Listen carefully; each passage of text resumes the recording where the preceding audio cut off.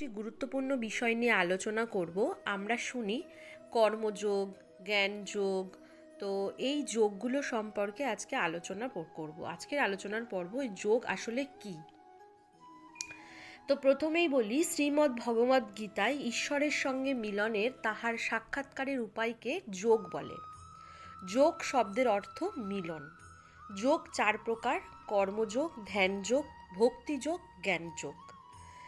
মূল গীতার 18টি অধ্যায়কে 18টি যোগ নামে অভিহিত করা হয়, কিন্তু প্রকৃতি বিচার করলে ওই 18 অধ্যায়ের প্রত্যেকটিকে পূর্বলিখিত 4 যোগের কোনো না কোনোটির অন্তর্গত বোধ হয়।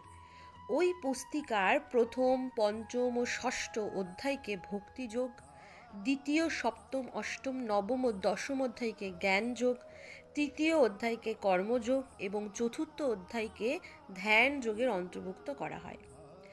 ঈশ্বর কি ও কেমন, এই রূপ বিচার করে তাকে জানবার উপায়কে জ্ঞানযোগ বলে।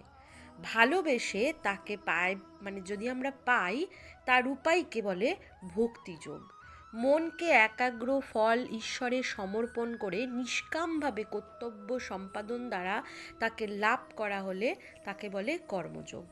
এই যোগ চতুষ্টয়ের বাহিরে রূপ যতই ভিন্ন ভিন্ন মনে হোক না কেন, মূলত সব যোগের একমাত্র উদ্দেশ্য জীবাত্মায় পরমাত্মার মিলন।